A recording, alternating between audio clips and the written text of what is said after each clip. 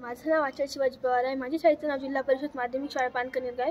मी वर्ग 7वी मध्ये शिकते। मी एक पुस्तक वाचले, त्या पुस्तकाचे नाव आहे श्रेष्ठ समाज सुधारक। या पुस्तकाची किंमत आहे 150 रुपये। या पुस्तकामध्ये 116 पेजेस आहेत आणि या पुस्तकाचे लेखक आहेत लीला दीक्षित।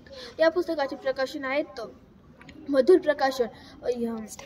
या पुस्तकामध्ये ज्योतिबा फुले यांच्याविषयी माहिती आहे। ज्योतिबा फुले जन्माच्या आधी ते एका गावात राहत होते। त्या गावात त्यांचे आडनाव घोरे असे होते।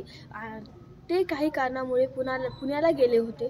पुण्याला गेल्यानंतर ते ज्योतिबांचे वडील पेशव्यांकडे काम करत होते। ते त्याच्याकडे खूप छान काम करत होते। पेशव्यांपासून फुलाचे टोकरे असे खूप वस्तू बनवल्या जात। पेशव्यांकडे काम करत होते म्हणून त्यांचे आडनाव फुले असे पडले। कारण ते फुलाच्या बागेत काम करत होते म्हणून त्यांचे आडनाव फुले पडले। त्यांच्या घरच्यांना सुद्धा हे आडनाव खूप आवडले, तेव्हापासून त्यांचे आडनाव फुले असे झाले। ज्योतिबांचा जन्म झाला। ज्योतिबा 1 वर्षात झाल्यानंतर त्यांच्या आईचा त्यांच्या आईची निधन झाले। त्यांच्या आईची नाही ज्योतिबांना खूप लाड लावे, पण त्यांचं निधन झाले। ज्योतिबांचे वडील आपल्या फुलांच्या दुकानावर जात असत, पण त्यांच्या मनात सतत ज्योतीविषयी काळजी वाटे आणि ते सतत ज्योतीविषयी विचार करत। त्यांनी ज्योतीला सांभाळण्यासाठी एक दाई ठेवली। त्या दाईचे नाव सुशीलाबाई असे होते। ती दाई ज्योतिबांना आईसारखे लाड करत आणि त्याला आपल्या सख्या मुलासारखे सांभाळ करी आणि ते ज्योतिबा सुद्धा त्यांच्याजवळ खूप छान राहे। पाहता ज्योतिबा 6 वर्षाचा झाला। 6 वर्ष झाल्यानंतर ज्योतिबा शाळेत खूप हुशार होता। चेहऱ्यावरचे तेज आणि लोकांचे लक्ष आपल्याकडे फिरवून घेणे ज्योतिबाला खूप लवकर येते। ज्योतिबा सर्वांचे लक्ष आपल्याकडे वेधून घेत असे।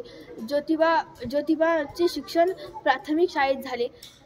ज्योतिबा मोठे झाल्यानंतर कॉलेजमध्ये गेले। त्या कॉलेजमध्ये त्याला एक मित्र सापडले, ज्याचे नाव होते सुनील जाधव। सुनील जाधव ज्योतिबाचा खूप चांगला मित्र होता। त्या दोघांना एक ग्रंथ वाचायला भेटला। ते ग्रंथ खूप चांगला होता। ज्योतिबा आणि त्याचा मित्र सतत तो ग्रंथ वाचायचे आणि त्याच्याविषयी विचार करत असे। ज्योतिबाला हा ग्रंथ खूप आवडला होता। ज्योतिबा त्या ग्रंथाविषयी सतत सर्वांशी बोलत असत। नंतर ज्योतिबा मोठी झाली। ज्योतिबांचे लग्न सावित्रीबाई फुले यांच्याशी झाले। ज्योतिबांनी सावित्रीबाई फुले यांना लिहायला वाचायला शिकवले। नंतर त्यांनी पुण्याच्या भिडेवाड्यामध्ये मुलींची पहिली शाळा खोलली। त्यामध्ये पहिले मुली येत नव्हत्या, पण नंतर खूप मुली येऊ लागल्या। लोकांनी त्यांना विरोध केला, पण ते त्याचे काम सुरूच ठेवत होते। लोकांनी सावित्रीबाईच्या अंगावर चिखल दगड सर्व फेकले, पण सावित्रीबाई डगमगल्या नाही। त्यांनी आपले शाळेत जायचे व मुलींना शिकवायचे काम सुरूच ठेवले आणि ज्योतिबा त्यांना घरी दररोज शिकवत। तेच शाळेत जाऊन सावित्रीबाई फुले तेच त्या मुलींना शिकवत आणि त्या मुली सुद्धा चांगल्यापणे शिकत आणि त्यानंतर ज्योतिबांना दुसरी मुलींची शाळा खोलायची होती, पण त्यांना जागा सापडत नव्हती। त्यांनी खूप प्रयत्न केला, मग त्यांना संदीपराव देशमुख यांनी जागा दिली। त्यांनी त्या शाळेत मुलीसाठी शाळा खोलली। त्या शाळेतही खूप मुली येत होत्या।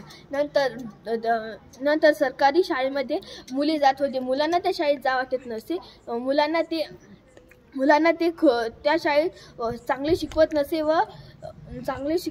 नव्हते व लवकर शाळा सोडायचे। ज्योतिबांनी मग मुलांसाठी ही शाळा